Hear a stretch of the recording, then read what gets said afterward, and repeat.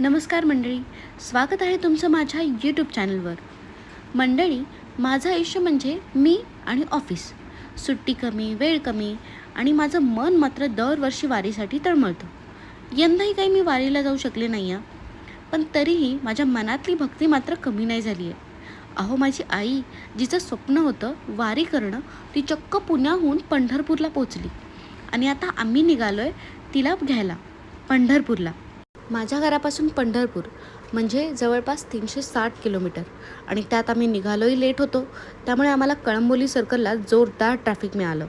पण अडथळे आले तरी पावलं मात्र थांबत नाहीत, कारण विठोबाच्या ओढीने मन नेहमी पुढेच चालत राहतं. ट्रॅफिकमधून बाहेर पडल्यानंतर आम्ही थांबलो लोणावळ्यामध्ये. तिथे आम्ही गरमागरम टी ब्रेक घेतला आणि पावसाने सुद्धा तिथेच भेट दिली होती. पाऊस आणि चहा मंडळी काय भन्नाट कॉम्बिनेशन आहे, काय सांगू. पावसाळ्यातला चहा म्हणजे थकलेल्या मनाला एक साजेसा विश्रांतीचा क्षणच. चहा पिऊन झाल्यानंतर आमचं ठरलं होतं की डायरेक्ट आता डिनरसाठीच थांबायचं. हे हॉटेल ते हॉटेल असं करत करत फायनली 2 वाजता आम्ही हॉटेल डिसाईड केलं आणि एका हॉटेलला थांबलो. तिथे जेवण फारच सुंदर होतं आणि नंतर आली माझी मॅन्डेटरी गोष्ट, म्हणजेच आईस्क्रीम. मंडळी, छोट्या छोट्या गोष्टींमध्ये आनंद शोधता यावा, कारण नंतर हे क्षण आठवणीत राहतात. रात्र जशी जशी गडद होत चालली होती तसा तसा प्रवास अजूनच शांत होत चालला होता. गाणी हळू होत होती आणि मन मात्र अजूनच भावूक होत चाललं होतं. आम्ही पंढरपूरच्या दिशेने निघालो होतो खरं, पण मन मात्र ऑलरेडी तिथे पोचलं होतं, विठोबाच्या पायाशी. रस्ते झोपलेले पण मन मात्र जागं. आणि फायनली पहाटे 3 वाजता आम्ही पंढरपूरला पोचलो. तिथं वातावरण भक्तीने अगदी ओथंबलेलं.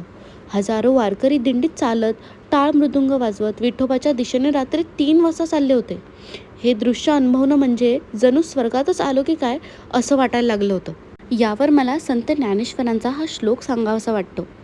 टाळ मृदुंगाचा गजर, हजारो पावलांची चाल, नामात एक रूप झालेले जीव. हेच का ते पंढरीचं वैभव? हे पहा मंडळी, वयाचं बंधन नाही, शरीराचा थकवा नाही, लहानांपासून अगदी वयोवृद्धांपर्यंत हजारो वारकरी चालले आहेत, फक्त एका विश्वासासाठी आणि एका दर्शनासाठी. ते पण फक्त कळसाचं दर्शन बरं का मंडळी. पाय सुजले असेल त्यांचे, अंग थकलं असेल, तरीही चेहऱ्यावर फक्त भक्तीचं तेज आहे. कोणी तक्रार करत नाही आहे, कारण कदाचित त्यांना माहीत असेल की ही वाट थेट विठोबाच्या चरणापर्यंत जाते. हे खरं भाग्य आहे मंडळी. हजारो किलोमीटर चालूनसुद्धा जर तुम्ही यांना विचारलं ना, हे लोक बोलतात, आम्ही कुठे काय केलं, विठोबा आम्हाला चालवतो.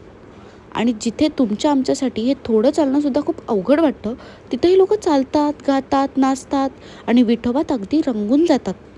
हे दृश्य पाहून जाणवतं की पंढरपूर म्हणजे फक्त एक गाव नाही आहे, तर भावनेचं घर आहे, भक्तीचा मुक्काम आहे आणि विठोबाची सावली आहे.